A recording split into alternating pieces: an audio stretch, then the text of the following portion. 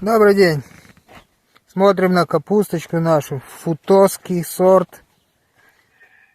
Есть высаженная позже, а есть, которая уже вяжет головочки.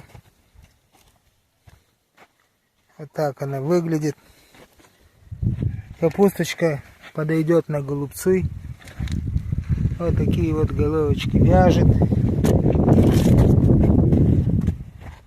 Кто-то, может, выращивал такой сорт, он у меня первый раз. Вот такие вот головки. Будем резать, проверять. Вроде как для голубцов и для шинкования. Посмотрим.